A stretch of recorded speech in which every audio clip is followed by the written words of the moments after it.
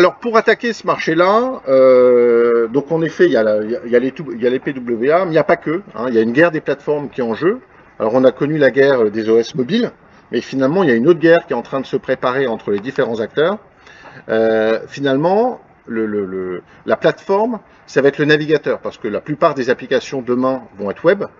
Alors c'est déjà fortement le cas sur le desktop, hein, parce qu'on est tous utilisateurs de desktop, mais ça va être de plus en plus le cas aussi sur le mobile. Et donc l'enjeu finalement, et c'est ce que cherche à faire Google, hein, ils prennent leur plateforme web qui est Google, enfin qui est Chrome, pardon, et qu'ils essayent de mettre sur tous les mobiles, et même sur les desktops. Et je crois que maintenant Chrome est quasiment le leader hein, sur le desktop. Parce qu'à l'intérieur, ils vont pouvoir maîtriser finalement comment on va afficher les applications, toute la partie de gestion des progressive web apps et du mode déconnecté. Donc là, c'est juste pour vous montrer la guerre qu'on a dans les pays émergents, hein, non pas dans les pays riches ou enfin industrialisés, où Chrome est ultra présent et ultra dominateur, comme vous l'avez vu dans le slide précédent. Mais on voit, et ça c'est intéressant, que dans les pays émergents, il y a des concurrents que nous, on ne connaît pas chez nous, qui challenge Chrome. Et on voit notamment, alors on ne peut pas le télécharger en France, mais on a Amazon par exemple, qui a son propre navigateur web, qui s'appelle Internet d'ailleurs, qui déploie en Inde. Et sur les mobiles, Android qui sont en Inde. Donc il y a vraiment une guerre des plateformes dans ces pays-là pour être finalement le passage obligé pour accéder à du contenu web et à des PWA à travers leur navigateur. Donc là, c'est Opera qu'on voit en Inde, qui sont très connus, même s'ils perdent un peu de part de marché. Mais Amazon, par exemple, investit énormément sur leur navigateur dans ces pays-là.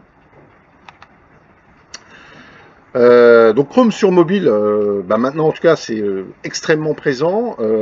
Beaucoup enfin, la technologie des PWA qu'on a à l'intérieur, elle est extrêmement mature. Hein. C'était un des premiers avec Firefox à l'implémenter.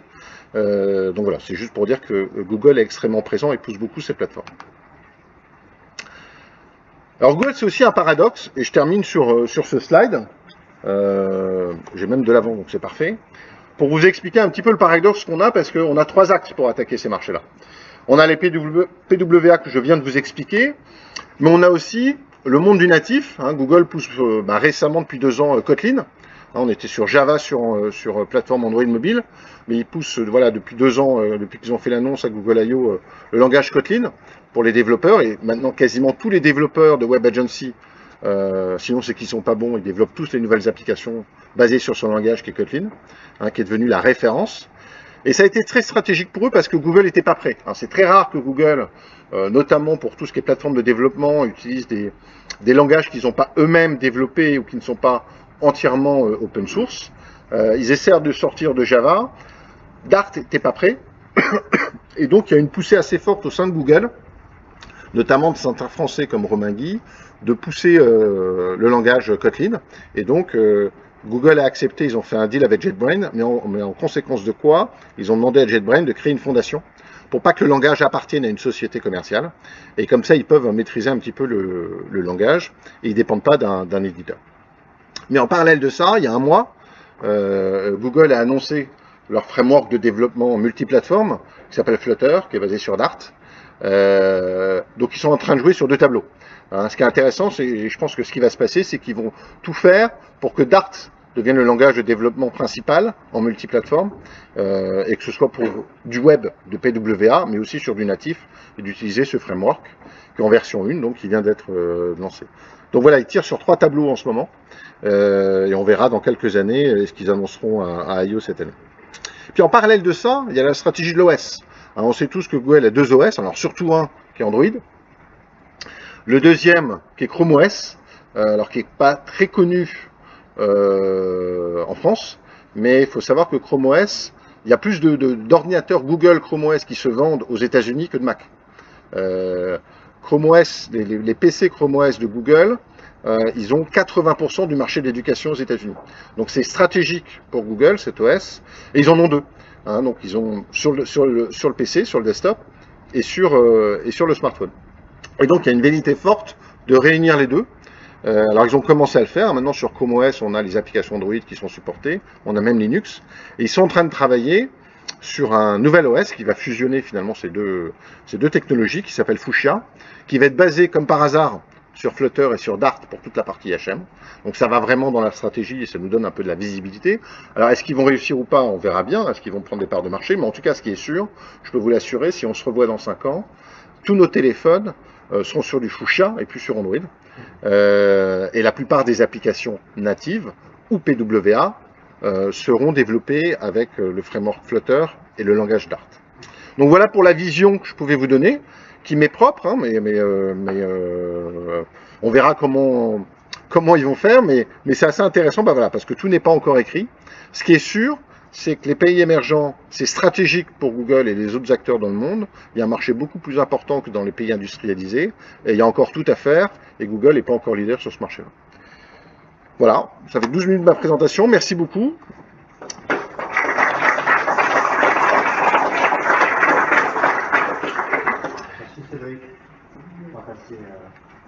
On va rentrer dans le détail de ce qu'est une PWA, comment ça marche.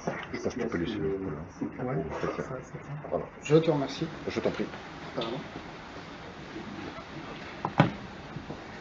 Donc, bonjour à tous, donc je me présente Yvan Mottet, développeur mobile chez NeoPixel du groupe Osmile, donc principalement sur les plateformes iOS et Android.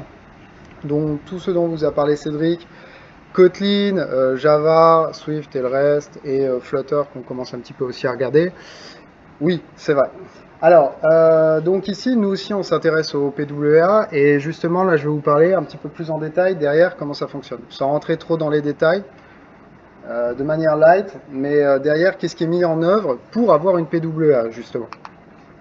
Donc, une PWA, c'est quoi? C'est un site web dans lequel en fait on va rajouter un composant qu'on va voir, qui va nous permettre en fait d'avoir comme une application, ça va être à mi-chemin entre un site web que vous consultez via Chrome par exemple et une application mobile, donc sur laquelle vous allez pouvoir récupérer des informations, stocker des informations et utiliser assez souvent. Donc un des avantages de la PWA, c'est de pouvoir être utilisé en mode hors ligne. Donc toute la notion de je récupère des informations d'internet, je les garde en cache. Avec la PWA, c'est plus facile à mettre en œuvre. Et surtout, le but, au final des PWA, ce n'est pas de remplacer en fait les applications mobiles, mais c'est quand même de permettre aux utilisateurs de mobile d'accéder à un site web beaucoup plus enrichi.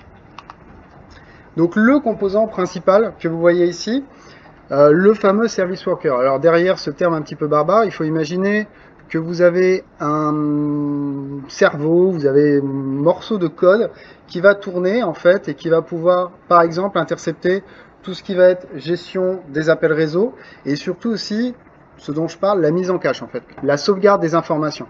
Et ça c'est primordial pour économiser par exemple, comme le disait Cédric, la récupération, enfin économiser les données. C'est ça qui coûte le plus cher en fait sur le mobile. Donc derrière, vous allez en fait avoir un site web que vous allez consulter et vous allez avoir le fameux service worker, le script, qui va fonctionner en arrière-plan. Et vous allez imaginer qu'en fait, c'est un composant du code qui va tourner en réalité sans page web. Donc c'est lui qui va en fait permettre d'avoir des informations supplémentaires comme les notifications push et surtout la synchronisation. Alors synchronisation en arrière-plan, je fais très vite, c'est l'idée, c'est qu'à un moment, votre application n'a plus Internet, elle ne peut pas envoyer des informations. L'Internet revient, la connexion revient, vous allez pouvoir en fait automatiquement, grâce au service worker, réenvoyer ou récupérer les informations. Et surtout, ce qui est très important, un petit peu comme une application, si vous ne vous en servez plus, le navigateur web coupe en fait ce fameux composant, le fameux service worker. Donc l'objectif, c'est d'avoir un site web un petit peu comme une application qui est disponible même avec une connexion de mauvaise qualité. Alors, pourquoi on pourrait l'utiliser? L'idée, c'est d'avoir un site web un peu plus enrichi. Quelques exemples pour avoir, par exemple, des concours durant un événement, durant un concert, donc permettre à des gens d'utiliser comme une application mobile, mais plutôt via un site web. Assez facile, pas besoin de le télécharger, on consulte le site web. Automatiquement, on a les informations qui sont récupérées, des guides touristiques ou des manuels utilisateurs. Alors par contre, les gros plus des PWA, c'est l'accès au hardware. Donc vous avez en fait accès directement via le web ce qui est assez compliqué en temps normal, à beaucoup de composants hardware comme le GPS, l'accéléromètre, d'autres capteurs aussi, tout ce qui est luminosité sur votre téléphone. Les notifications push, donc là aussi c'est un gros plus, comme les applications mobiles. Les tâches hors ligne, donc je vous l'ai dit, sauvegarde des informations, mais aussi récupération des informations directement du site web. Donc c'est-à-dire que vous allez en fait avoir le service worker qui va récupérer toutes les images du site web et pouvoir les conserver sur votre téléphone directement. Donc après, si vous voulez reconsulter le site web, plus besoin de les télécharger. Et quelque chose qui est de plus en plus mis en avant et de plus en plus utilisé par les développeurs, c'est l'installation en fait du site web, un petit peu comme une application sur l'écran d'accueil. C'est facile sur Android, ça fait partie en fait avec Chrome des features de base. Par exemple sur iOS, c'est pas de base. Donc ça, on le verra après. Un rapide schéma comparatif en fait entre les applications natives, donc celles que vous allez récupérer via les stores, le site web responsive, donc un site web qu'on consulte via son navigateur et on est toujours connecté à Internet, et la troisième colonne, les PWA. Donc les PWA vont cumuler, de manière assez naïve dans le schéma, mais vont cumuler en fait les avantages des applications natives et des sites web, tout en utilisant des technologies web. Donc ici, vous avez en fait la compatibilité des PWA. Donc tout à l'heure, Cédric vous a parlé de Google Chrome. Google Chrome est très utilisé, de plus en plus utilisé, on le voit bien. Je ne vais pas demander aux gens ici, mais je pense qu'il y en a beaucoup qui l'utilisent, même sur desktop. Alors, il y a aussi d'autres navigateurs qui vont supporter en fait le fameux Service Worker, qui est nécessaire pour créer une PWA. Firefox, Edge ou même Safari le supportent. Safari mobile, par exemple, le supporte que depuis iOS 11.3. Des milieux de l'année dernière en fait, début, milieu de l'année dernière.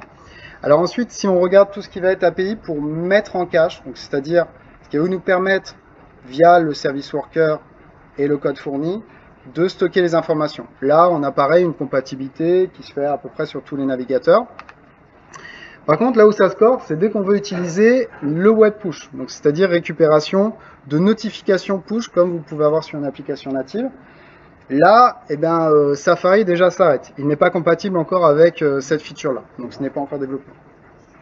J'avais une question, pardon. Par rapport à ces informations stockées en cache, oui. Il peut y avoir peut-être des problématiques liées à RGPD et tout, Alors pour tout ce qui est RGPD, là j'ai pas la réponse parce que par contre pour tout ce qui est sécurité, c'est plutôt les informations. Je sais pas si on peut les chiffrer en fait, mais je comprends où vous voulez en venir. Oui, ce sont des applications un peu sensibles. Je comprends. Je vois bien. Après, pour tout ce qui est information type credential ou vraiment propre à un compte utilisateur, je me suis pas penché sur la question. Donc là, j'ai pas la réponse. D'accord. Mais sinon, je peux demander tout à l'heure assistant. J'ai un autre développeur dans la salle qui pourra combler votre désir d'apprendre. Pas de souci. Nicolas, si tu es dans la salle. En fait, principalement, c'est les infos. Alors, il y a le local storage, mais il y a aussi tout ce qui va être les images, le code JavaScript, le code HTML. Mais je vois bien ce que vous demandez. Mais je fais pas de parenthèse. Mais pour les cookies, ça C'est déjà compliqué, oui. Je sais. Bah, disons que là, j'ai pas la réponse. Alors, ensuite, si on continue dans les autres API, tout ce qui va être synchronisation. Alors, je vous en parlais un petit peu rapidement. L'envoi de requêtes, la récupération de données, mais c'est-à-dire qu'il peut se faire plus tard quand la connexion revient. Là en fait le seul qui est compatible encore aujourd'hui c'est Chrome. Ça va venir, chacun des navigateurs en fait essaye de contenter au mieux.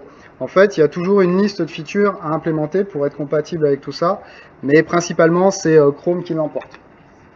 Donc vous avez en fait la possibilité, si un jour vous voulez développer une PWA, il existe un site en fait qui permet de détecter toutes les features qui sont disponibles. Là, vous avez par exemple sur Safari, on voit qu'il y a quelques informations qui ne sont pas disponibles, comme le partage web, l'accès au push aussi, enfin ça vient. Bon. Non, là c'est Chrome, pardon. Sur Safari, en fait, on a moins de choses. Donc, pour faire simple, sur Android, c'est là où on a la meilleure compatibilité. Pas de limitation avec le stockage local, pas de nettoyage automatique en fait de tout ce qui est données locales. accès au Bluetooth, possibilité de partage, synchronisation en arrière-plan, l'installation via ce qu'on appelle les web app banners, proposer l'installation de la PWA sur le desktop par exemple, personnalisation du splash screen via le manifeste et quelque chose à prendre en compte.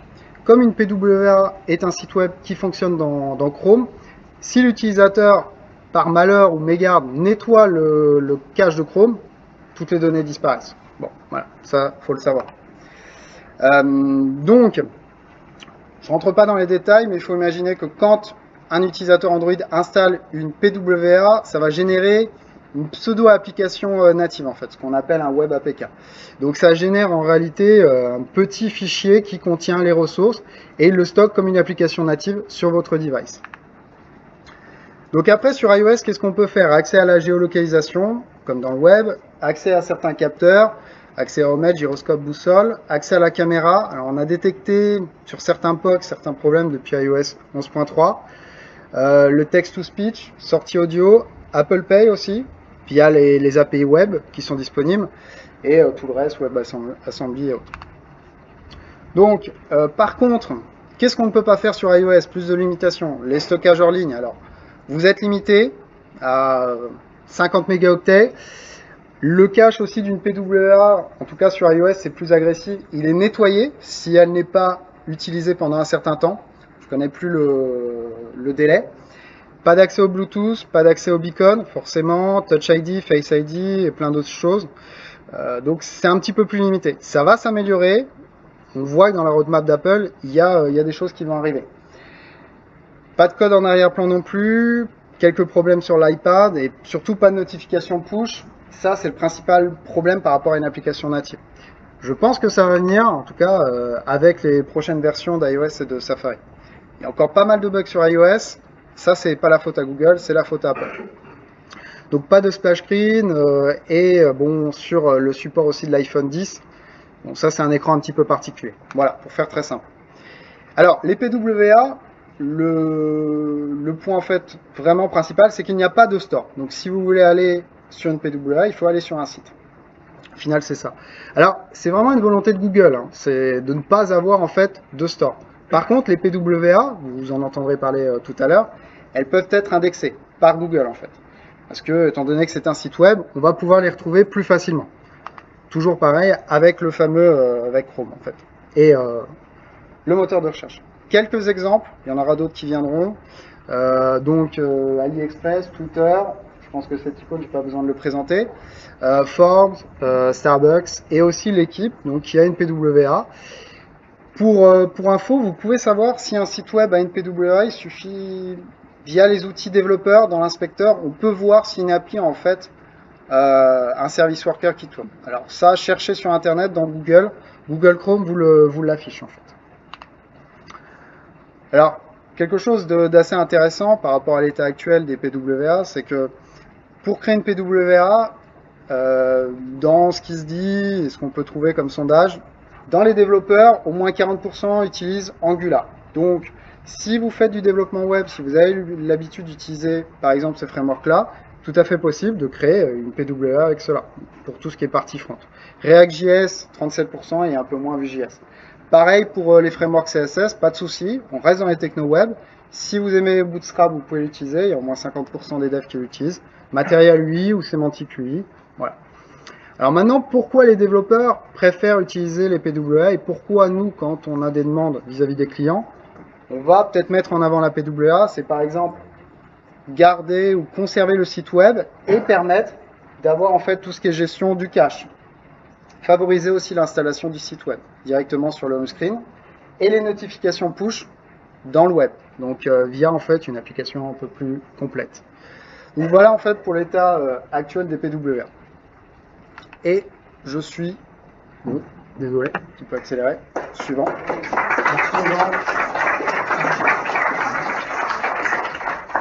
Alors on a parlé, on laisse comprendre la stack de Google, ils vont nous expliquer un peu plus en détail ce qu'était une PWA et Noémie va nous parler usage. Attention. Donc Noémie, je suis lead expérience chez Smile à Lyon. L'expérience, qu'est-ce que c'est? Vous en commencez à en entendre parler. L'idée c'est de tomber vraiment les barrières métiers et de travailler sur le sens qu'on porte au produit, vraiment tout ce qu'on va pouvoir apporter en termes d'expérience globale. Donc ce que je voulais partager aujourd'hui avec vous, c'est ma propre expérience sur les PWA pour que ça puisse, je l'espère, vous apporter par la suite de bons tuyaux sur cette bonne blague. Alors, donc vous l'avez entendu, une PWA c'est quelque part entre l'application et le site responsive. Donc la question souvent qu'on se pose, c'est comment bien concevoir en termes UX et UI une PWA? Est-ce que c'est la bonne question? Moi, mon petit tuyau, c'est plutôt de me dire que la réussite de mon projet elle va passer par l'expérience. Donc du coup, la question à se poser, c'est comment réussir son expérience PWA. Donc, on va passer sur ce que j'ai pu tester. Un point qui va sûrement vous paraître très très bateau, on l'entend partout, l'UX, user-friendly, etc. Maintenant, c'est vraiment hyper important de prendre en compte le contexte et vos usages pour vraiment déterminer quelle va être l'utilité de votre produit et de votre PWA. Donc l'idée c'est de créer une véritable expérience, pas un énième gadget sur le marché. Ça, on le met une fois, on l'utilise et après c'est poubelle. Donc, et aussi, mon autre conseil vraiment pour avoir testé, c'est construisez en déterminant vraiment vos fonctionnalités de base, que ce soit en fait sur un dispositif pérenne comme sur de l'événementiel. C'est justement les projets moi sur lesquels j'ai pu travailler pour autant du bancaire que de la montre de luxe sur un dispositif de jeu. Donc l'idée vraiment construisez le cœur de votre PWA, testez, augmentez, enrichissez, plutôt que de sortir tout de suite un gros truc la rue. Ensuite, l'autre point qui est hyper important, c'est de créer un design qui est fluide. Donc là aussi, c'est un point qui a l'air d'être super bateau. Le responsive, super.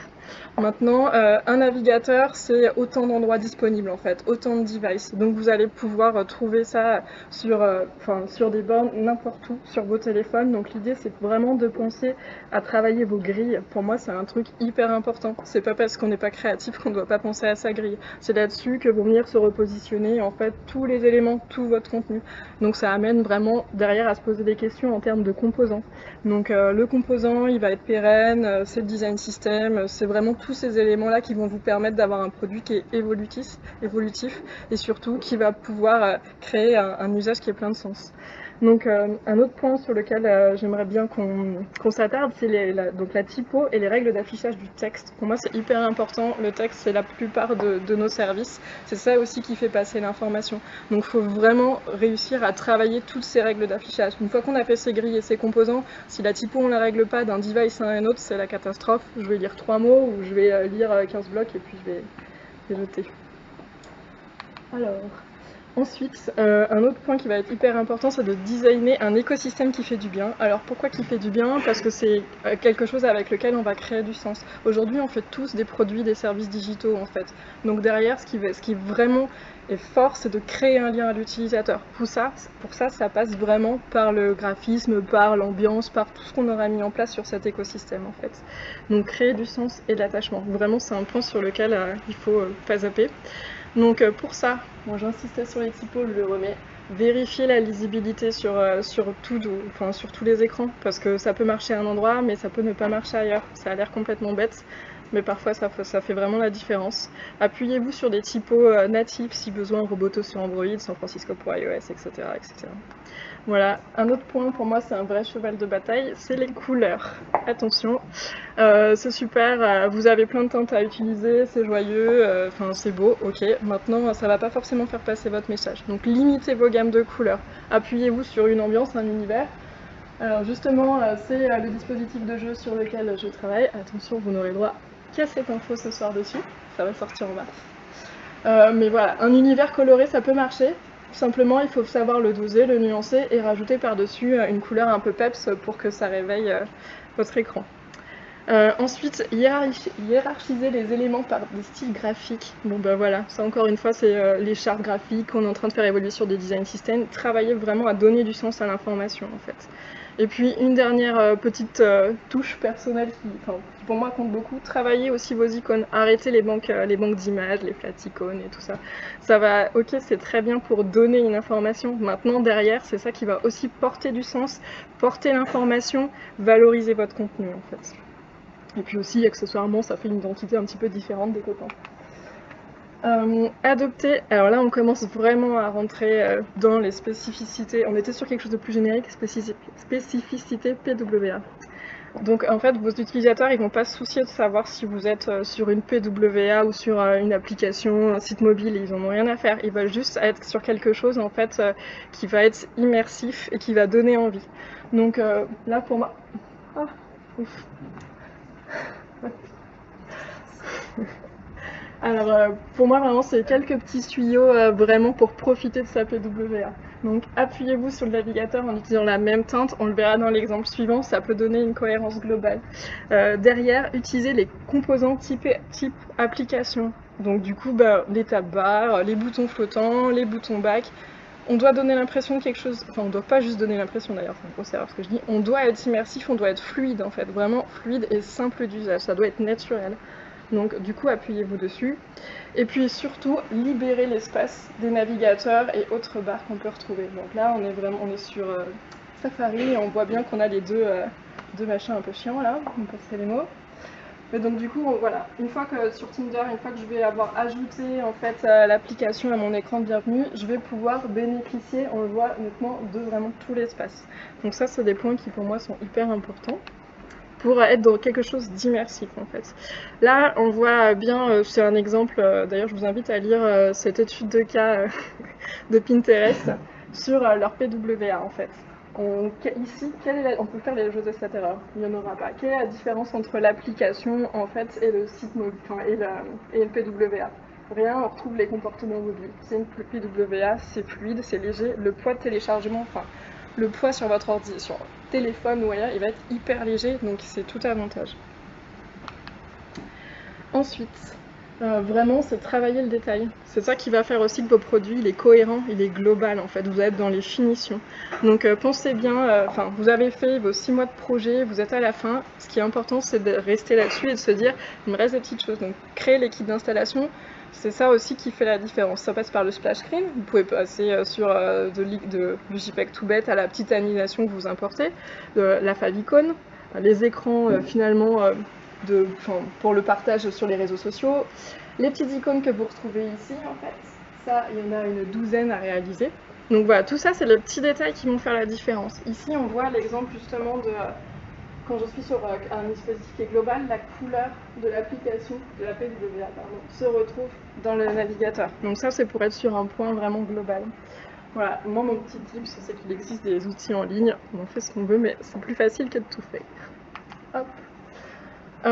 Voilà, donc ça, c'est un des points aussi qui va être hyper important. On a choisi la solution PWA, ok, parce que ça prend du contenu, ça permet d'avoir du contenu offline. Super, qu'est-ce qu'on en fait maintenant?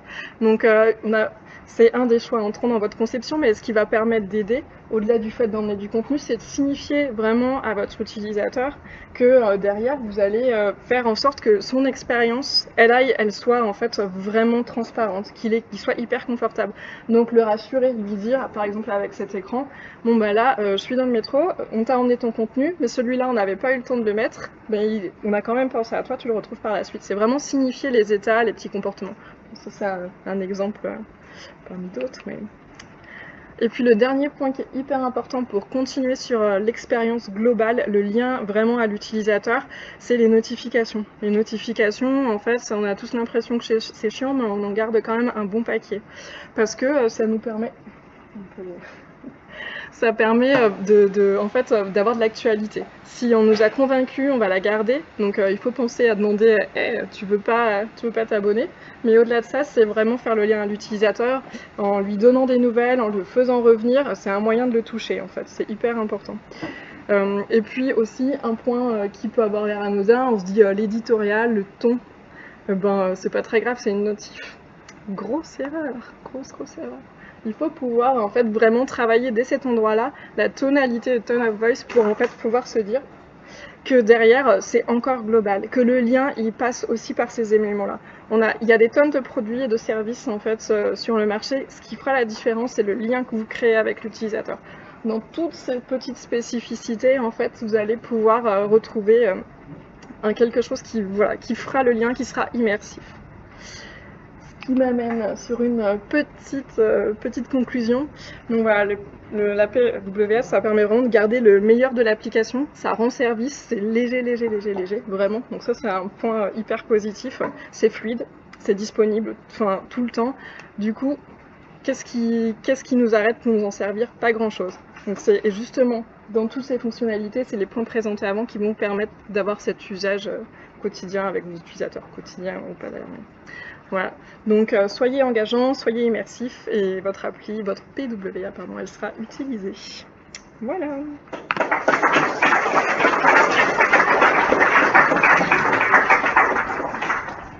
Merci Noémie.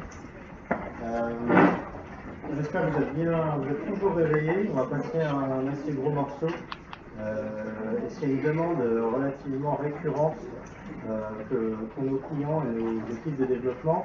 C'est quid du SEO, quid de l'impact côté référencement naturel quand on opte pour ce genre de techno. Bonjour, je suis Rosita Mavro, Lead Traffic Manager à l'Agence Digitale de Paris.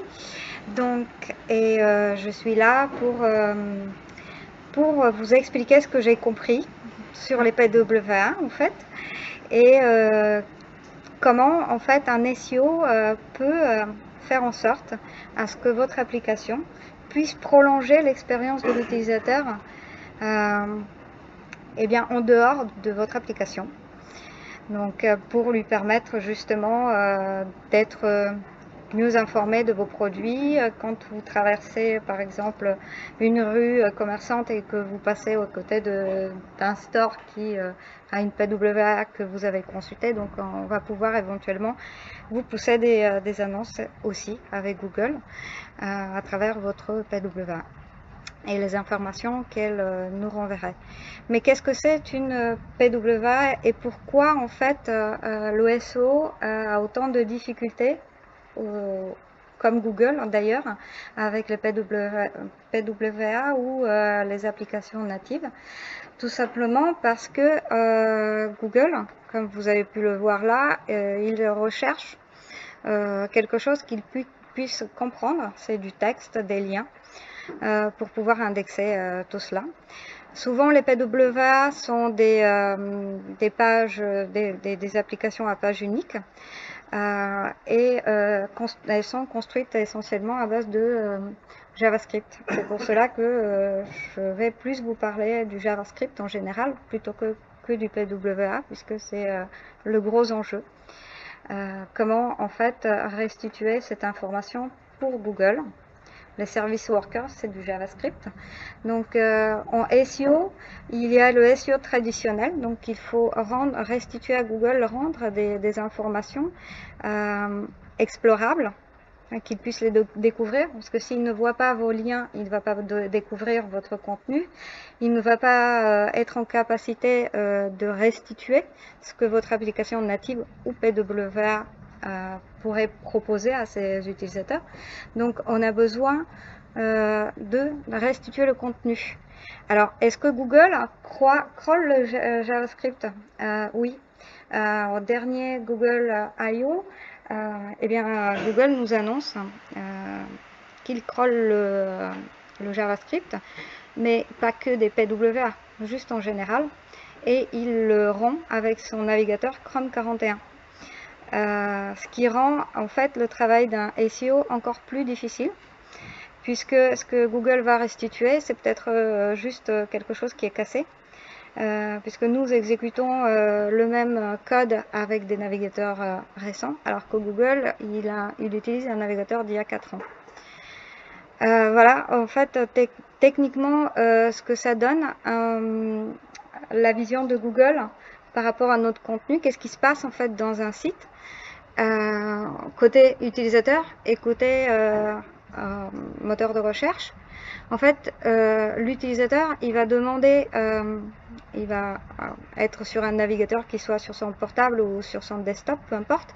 Il va demander ce code à travers son navigateur. Le navigateur va faire un appel au serveur et le JavaScript et le HTML seront renvoyés vers le navigateur.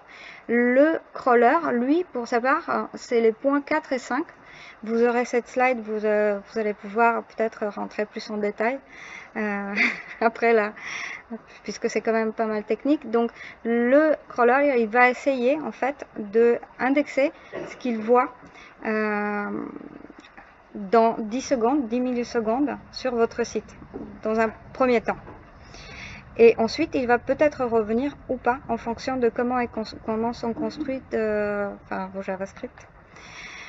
Et voilà ce que on avait vu tout à l'heure que les développeurs utilisent pour les PWA, surtout du Angular, 40%.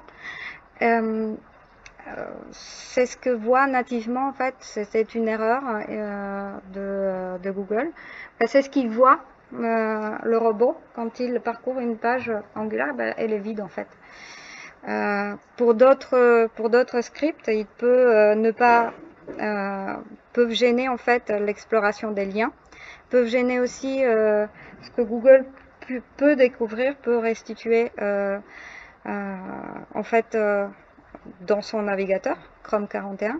Il y a beaucoup de navigateurs, vous l'avez vu, il y a beaucoup de frameworks aussi. Et surtout pour Google, il peut crawler du JavaScript, mais il y a 130 trillions de ressources. Donc en fait, pour Google, ça lui coûte de l'argent. C'est 50 à 100 fois plus cher de crawler un site en JavaScript, que ce soit un PWA ou une application native. Et voilà ce qu'ils nous disent. La deuxième vague d'indexation, elle est retardée dans le temps. Et ça, c'est sur une pile d'attente en fait. Les deux speakers de Google, John Mueller et Tom Greenaway, ce qu'ils nous disent, c'est qu'il faut aller vers les PWA parce que c'est le futur, parce qu'on veut prolonger l'expérience utilisateur en dehors de notre application ou site web. Eh bien, ils nous donnent aussi les moyens, puisqu'ils ont changé de politique en fait, et ils nous expliquent à travers les ressources que je vous ai montrées tout à l'heure, vous les aurez, vous pourrez les regarder, comment en fait rendre crawlable et indexer notre contenu PWA et application native, peu importe, comme on veut. Si on veut être mobile first, il faudrait aller vers du PWA. Si on veut être plutôt desktop first, en fonction de ce qu'on veut faire dans son site, eh bien, il faut peut-être faire une application native, ce qui est quand même moins conseillé par Google. Et donc, leur souhait, quand bien même, c'est de indexer tout type de contenu intéressant pour leurs utilisateurs. Voilà ce que, idéalement, Google aimerait voir sur le web. En fait, il voudrait parcourir tout instantanément, pouvoir restituer dans son navigateur tout instantanément et l'indexer instantanément pour le classer et vous le proposer quand vous faites des recherches. Mais ce n'est pas tout à fait ça. Il y a une deuxième vague d'indexation, c'est la vague d'indexation qui dépend du JavaScript. Quand il essaie de restituer votre contenu JavaScript, généré par votre JavaScript.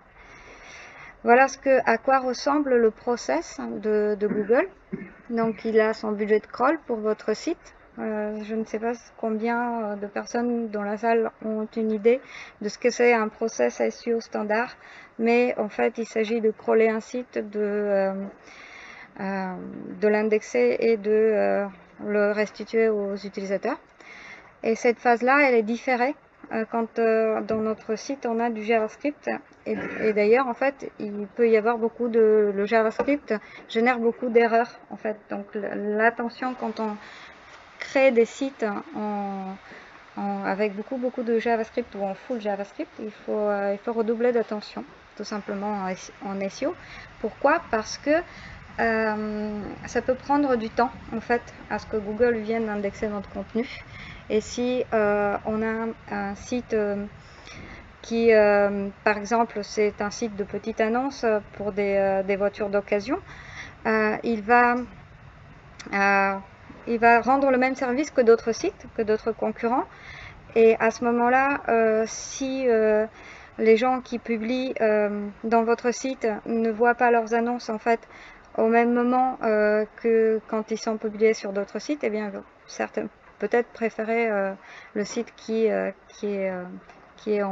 restitue du HTML et dont le contenu est indexé. Donc voilà, donc vous allez peut-être perdre des clients.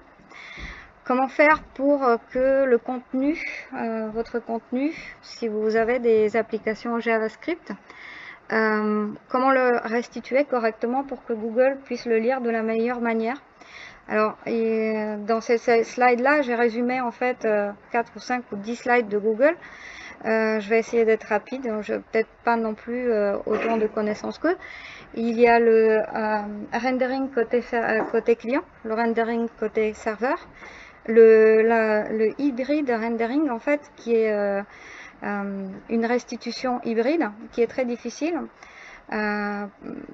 polyfiltre qui est peut-être le futur vers laquelle il faut aller, mais comme on le sait actuellement, c'est difficile de trouver des ressources humaines, donc il vaut peut-être mieux aller vers des ressources humaines qui sauraient gérer tout ça, mieux que Google, hein, ce qui n'est pas forcément le cas. Donc, Google même nous suggère d'utiliser, puisqu'ils ont changé de politique, le Dynamic Rendering. Ce que ça veut dire qu'il va falloir que l'on identifie si notre contenu est appelé par un crawler ou par un de nos utilisateurs. Donc, et on va lui servir le contenu qui est en fonction de ce qu'il est et avec le navigateur avec lequel il arrive. Du coup, cette problématique-là, avec le Dynamic Rendering, ce serait pourrait être facilement résolu en fait pour tout ce qui est une application native et pour les PWA. Il y a des frameworks qui existent et des outils gratuits notamment qui nous permettent de faire des tests. Qu'est-ce qu'un SEO, un responsable SEO peut regarder quand il sait que son site est en full JavaScript ou il a beaucoup de JavaScript? Eh bien, il doit regarder ce qui manque dans son site quand il est restitué dans la première vague d'indexation par rapport à la deuxième vague d'indexation. Donc, est-ce qu'il y a des métadonnées qui manquent, des erreurs HTTP, des URL canoniques qui sont perdues quelque part? Ben, c'est sûrement dû à un JavaScript quelque part dans notre site. Voilà.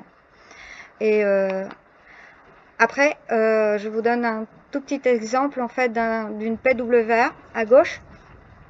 C'est le site de voiture dont je vous parlais. Et à droite, un concurrent. Les deux sont bien indexés en fait. Et dans les petites nombre de pages, vous verrez qu'il y en a un qui est historique et donc son index en fait il a beaucoup plus de visites parce que en fait pour d'autres critères SEO il est présent en ligne beaucoup plus longtemps par rapport à cette PWA, mais qui monte. La PWA est en train de monter, les positions de la PWA sont en train de s'améliorer alors que celle de son concurrent à côté, eh bien, ils sont en train de baisser. En fait, il est en train de perdre des positions, même s'il est plus grand pour l'instant. Voilà. Et pour finir, mon conseil, ce serait de redoubler d'attention quand vous faites des PWA et surtout de comprendre qu'il s'agit d'un défi pour Google d'indexer votre contenu et aussi pour le SEO qui est là pour essayer de comprendre ce que Google voudrait voir en fonction du moment. Voilà. Et ce n'est que le début.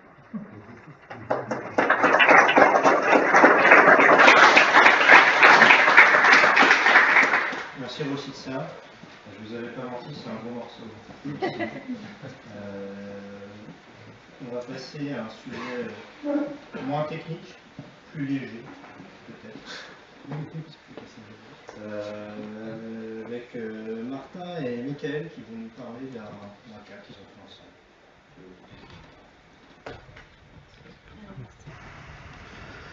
Bonjour à tous, moi je suis Martin, je suis chef de projet digital chez Vinci, et en particulier chez Vinci Stadium, qui regroupe tous les stades du réseau Vinci, dont Stade de France. Est-ce que des gens sont allés au Stade de France en 2018? Pas vu. Ah vous, ça compte moyen, ça. J'espère qu'il était venu, lui. Qu'est-ce qu'il y a? Hop. Yes. Donc, au Stade de France, on a lancé en 2017 avec un partenaire la livraison à la place du food and beverage. Donc, vous pouvez vous servir vos hot dogs, votre bière directement à votre place à l'époque via une application native. On a décidé en fin 2017, début 2018, de prendre en interne en fait cette livraison à la place dans le cadre de la digitalisation des stades du réseau, en commençant par le Stade de France. Alors, on a fait un appel d'offres, on a sélectionné nos amis de Smile. Voilà. Les enjeux que nous on avait pour ce projet, donc c'était ce qu'on appelle renforcer l'offre servicielle en fait, c'était de reprendre le contrôle en fait du produit pour ajouter en fait de nouvelles offres, que ce soit en termes de merchandising, de food and beverage, de reprendre le contrôle en fait vraiment en interne par rapport à ça et avec notre partenaire qui est Sodexo. Améliorer l'expérience utilisateur. Bon, ça c'était plutôt, on va dire, un problème qu'on avait quand on a des partenaires, c'est qu'on n'est pas forcément satisfait de ce qu'ils font, de ce qu'ils développent en priorité par rapport à nous, sachant qu'ils ont plusieurs clients. Donc pour nous aussi, on voulait reprendre ça en main. Garantir la fiabilité et la performance. C'est de l'événementiel, le Stade de France. Ça veut dire que pour nous, d'abord, on a 80 000 personnes qui rentrent dans un stade en 1 heure. Donc en termes de réseau, c'est très compliqué dans le Stade de France. Je vous laisse imaginer un stade de béton et de métal avec 80 000 personnes et donc aujourd'hui 80 000 smartphones dessus, sans compter le Wi-Fi, la 4G, la 3G, le Edge à l'intérieur. C'est assez compliqué. Donc il nous fallait une solution technique qui puisse fonctionner dans ces conditions. Et également la fiabilité, parce qu'on fait du food and beverage et ça se déroule en très peu de temps. C'est-à-dire que moi, l'application elle doit fonctionner 15 jours par an, de 17h à 23h. Le reste de l'année, si ça marche, c'est tant mieux. Si ça marche pas, honnêtement, c'est pas un problème. Mais par exemple, le 1er février, on a un match de rugby pour le tournoi destination. Ça doit marcher de 17h à 23h. L'inverse, c'est pas possible. Voilà. Je le regarde comme ça. Petit message. Voilà, et assurer contrôle et évolutivité, ça rejoint un peu renforcer l'offre. C'est choisir en fait voilà, les nouvelles fonctionnalités qu'on va pouvoir intégrer avec Sodexo et avec Smile tout le long du projet. Voilà. Et donc au final, nous on n'avait pas de recommandations techniques particulières.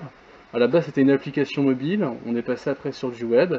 Et c'est vrai que quand on nous a proposé cette solution PWA, on a dit let's go. Voilà. Je vais laisser Mickaël continuer.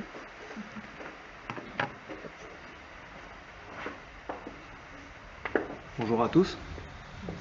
Bonsoir. Donc moi je suis Mickaël, chef de projet. Donc j'ai été missionné pour m'occuper de la chefferie de projet sur le projet Click&Eat.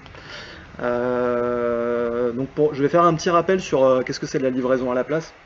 Tout simple, les visiteurs du Stade de France viennent s'asseoir à leur place et via l'application mobile qu'on a développée, ils vont pouvoir commander du food and beverage et une fois qu'ils ont complété leur commande, l'idée c'est de pouvoir permettre aux prestataires logistiques de pouvoir délivrer la commande et en background de tout ça, permettre à notre client Vinci Stadium de pouvoir gérer le stade, déclarer ses buvettes, quelles buvettes vont livrer tel secteur dans le stade, etc.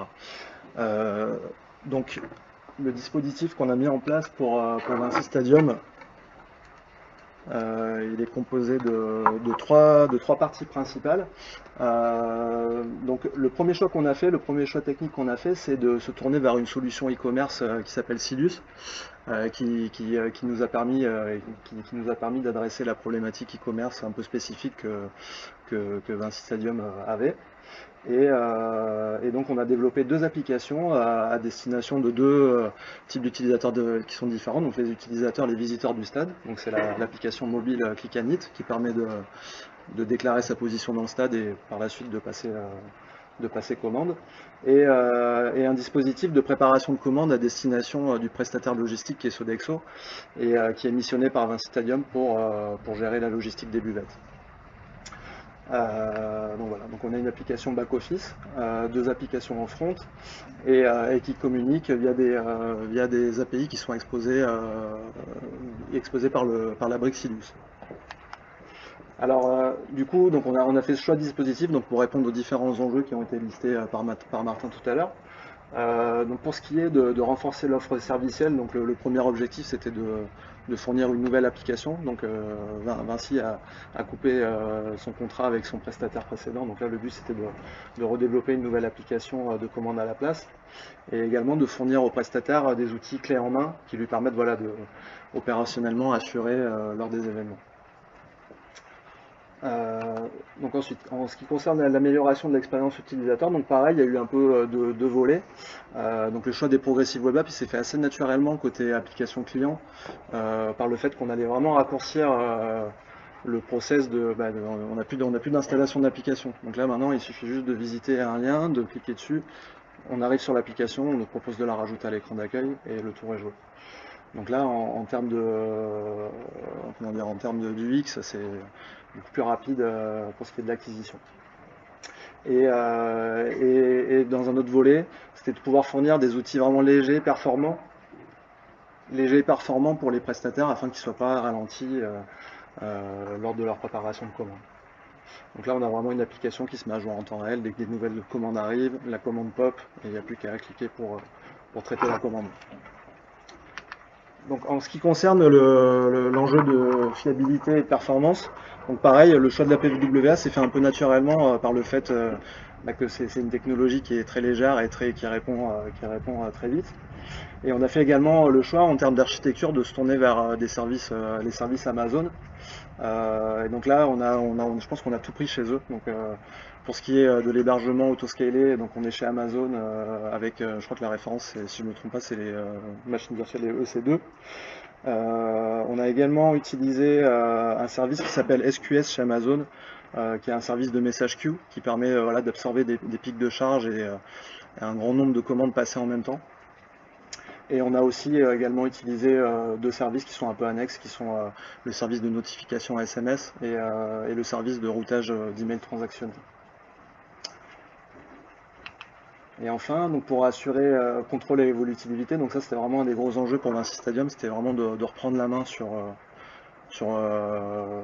la problématique de la livraison à la place, de pouvoir configurer soi-même son stade, son mapping avec les buvettes, et de pouvoir bénéficier des fonctionnalités e-commerce diverses et variées. Donc là, typiquement, aujourd'hui, les briques qui sont utilisées sont la gestion des produits, la gestion des commandes, la configuration du stade, qui est quelque chose d'assez spécifique, et la déclaration des buvettes et du mapping, justement, entre les places et les buvettes qui délivrent. Donc voilà, donc le dispositif Click and Eat a été sorti le 9 septembre à l'occasion du match France-Pays-Bas.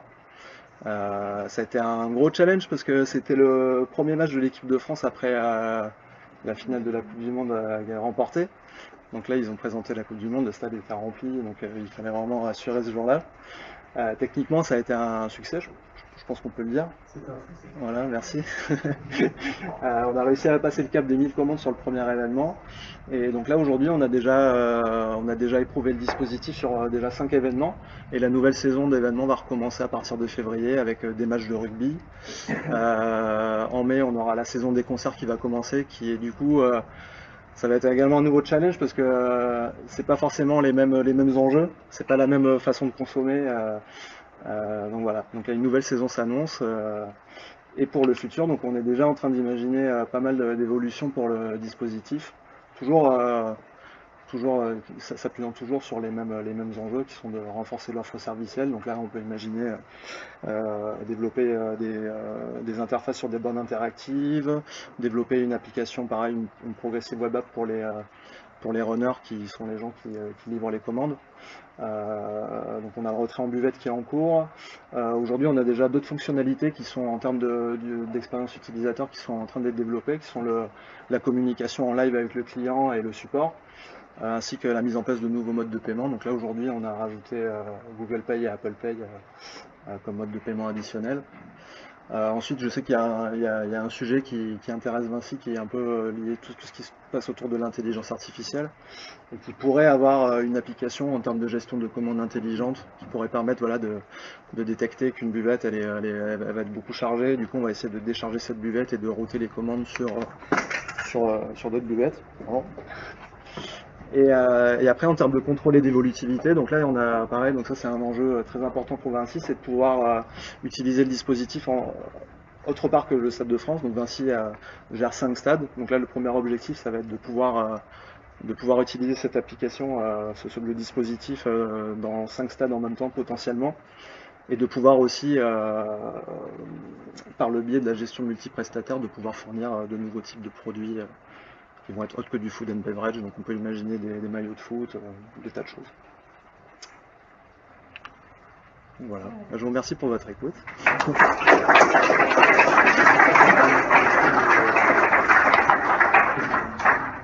Merci beaucoup, j'espère que ça vous a plu. C'était assez intense, il y a beaucoup de choses à dire. Il y a peut-être des questions. Je tiens à dire qu'on a tenu l'heure quand même. On avait 5 minutes de retard. Donc merci à nos speakers, ils font un super job. Et je sais pas,